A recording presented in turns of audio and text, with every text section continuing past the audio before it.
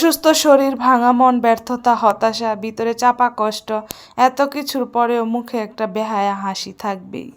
যত দিন যাচ্ছে তত বেশি অসুস্থ হয়ে যাচ্ছি। মাথার ব্যথা যেন আরও বেশি বাড়ছে, সাথে আরও একটা নতুন সমস্যা। এত অসুস্থতা নিয়ে কি আর ঠিক থাকা যায়? তবে শরীর অসুস্থ হলে বোঝা যায় প্রিয় মানুষটা পাশে থাকাটা যে কতটা জরুরি। মানসিকভাবে শান্তি না পেলে একটা মানুষ দিন দিন ভেতর থেকে পুরোপুরি অসুস্থ হয়ে যায়। যে অসুস্থতার দুর্বলতা নিজে ছাড়া অন্য কেউ অনুভব করার ক্ষমতা রাখে না। মাইগ্রেন যেন সাধারণ মাথা ব্যথা নয়, মাথার এক পাশ থেকে শুরু করে সমস্ত মাথার যন্ত্রণা, কপালে চোখ ধরে যায়, বমি হয়, প্রচণ্ড রোদ, অতিরিক্ত ঠান্ডা সহ করা যায় না, অতিরিক্ত কথাবার্তা সহ করা হয় না, ভালো কিছু কেউ খারাপ মনে হয়, সব কিছু কেমন অসহ লাগে। আমার মতো যার এত পরিমাণ মাথায় যন্ত্রণা আছে, কি যে অবস্থা, কি যে অসহ যন্ত্রণা কাউকে বোঝানো যায় না। হঠাৎ করে মাথা ব্যথা শুরু হয়, থেকে মাথায় উঠে ব্যথা, আর ঘুমের মধ্যেও মাথা ব্যথা উঠে যায়। এত কষ্ট লাগে, এত খারাপ লাগে, দাঁড়ানো যায় না সোজা হয়ে, ঘুমাতে পারি না। 2 দিন পর পর অসুস্থ হয়ে যাওয়া, কারণে অকারণে মন খারাপ হওয়া, নিজেকে অসহায় অসহায়। আমিও ভেঙে পড়ি, আমারও মন খারাপ লাগে, মাঝে মাঝে আমারও খুব মন খারাপ হয়, কান্না পাই, কিন্তু হাসি মুখে থাকতে শিখে গেছি। আমায় সান্ত্বনা দেওয়ার মতো কেউ নাই, কারণ ভাগ্যটা এতটা ভালো না। তবুও বলবো ভালো আছি, কারণ আজকাল ভালো থাকাটা জরুরি নয়, ভালো আছি বলাটাই জরুরি। সবার সামনে হাসি মুখে কথা বলতে হবে, সবার সাথে ভালো থাকতে হবে, এটাই স্বাভাবিক। আসসালামু আলাইকুম, সবাই কেমন আছেন? নতুন একটি ভিডিও নিয়ে আসলাম। তো আজকে আমার মাথা ব্যথা এত পরিমাণ, তো আর ঠিক থাকতে পারতেছি না। তো সকাল সকাল আপনাদের ভাইয়াকে নিয়ে কিন্তু হাসপাতাল গেলাম। অনেক তো ডাক্তার দেখাইছি, ঢাকা, ময়মনসিংহ। তো আজকে ভাবলাম সরকারি হাসপাতালে যাই। আর এইখানে দেখা গেছে যে প্রাইভেটে অনেক চিকিৎসা করায়, অনেক পরীক্ষা নিরীক্ষা করে, রিপোর্ট উল্টাপাল্টা আসে। আমার কেন জানি বিশ্বাসটাই উঠে গেছে। কিছুদিন আগে আমার ছেলে অনেক অসুস্থ ছিল, তো আমি প্রাইভেট হাসপাতালে এক রাতে 30,000 টাকা নষ্ট করছি। তারপর রিপোর্ট আসছে এমন ভয়াবহ যে আমাদের অবস্থা খুবই খারাপ। তারপর আমরা সরকারি হাসপাতালে আবার গেলাম, ওইখানে পরীক্ষা নিরীক্ষা করলাম, ওইখানে রিপোর্ট স্বাভাবিক আছে। তখন 2টা রিপোর্ট যখন 2 রকম হয়ে গেছে, তখন আর এখানে আমরা আর ট্রিটমেন্ট করে নাই। তারপর আমার ছেলেকে নিয়ে ঢাকায় চলে গেলাম, ঢাকা পিজিতে ভর্তি ছিলাম প্রায় 15 দিন।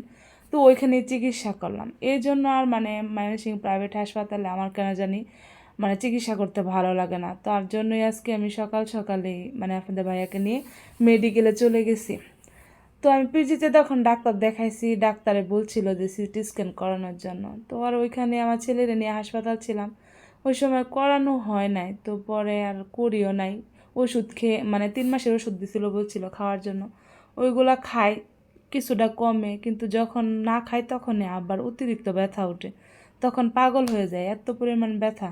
আর আমার এই মাথা ব্যথাটা প্রায় 3-4 বছর ধরেই, একটু হালকা টেনশন করলে কিন্তু আমি পাগল হয়ে যাই। আর এত পরিমাণ মাথা ব্যথা উঠে, আমি ঘুমের মধ্যে ঘুমায় আসি, হঠাৎ করে একটু ঘুরতে যাই, এত মাথা ব্যথা উঠে আমি সহ্য করতে পারি না। আর গাড়ে প্রচণ্ড ব্যথা থাকে। তো ডাক্তার দেখাইলাম, ডাক্তার বলল যে সিটি স্ক্যান করতে হবে। তো সিটি স্ক্যান করানোর জন্যই গেলাম। তো হাসপাতালে এত ঝামেলা, আর ডাক্তাররা কিসের আন্দোলন করতেছে, তার জন্যই আর কি করাতে পারে নাই। তো বাসায় চলে আসছি।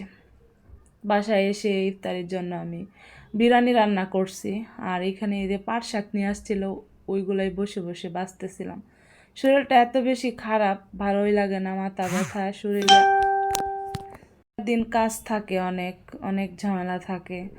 তো মাথা ব্যথা থাকলে দেখা গেছে চিড়ের সময় উঠতে পারি না, এত খারাপ লাগে, কষ্ট করে উঠা লাগে। আবার সন্ধ্যায়ও অনেক খারাপ লাগে, বাচ্চাকে পড়াইতে পারি না। তো বিরিয়ানি রান্না করলাম, আর এখানে শাক ভাজতেছি।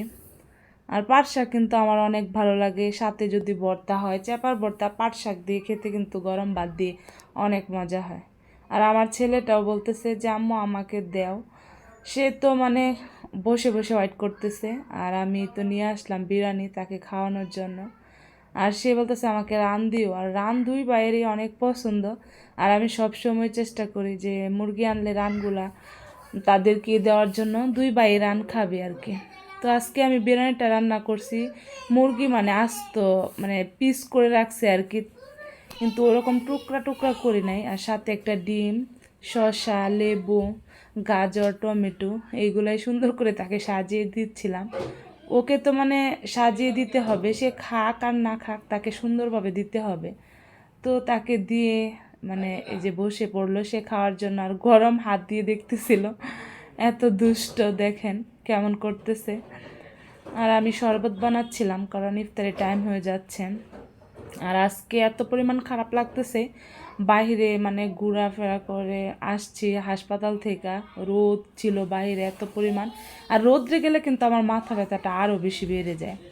তার জন্যই ভাবতেছি যে আজকে বেশি করে ঠান্ডা ঠান্ডা শরবত বানাই, এটা খেলে হয়তো একটু ভালো লাগবে। আর আমি এখানে শরবতটা রেডি করতেছিলাম। আর এর আগ মুহূর্তে শরবতটাই কিন্তু ঠান্ডা ঠান্ডা বানিয়ে খেলে কিন্তু ভালোই লাগে।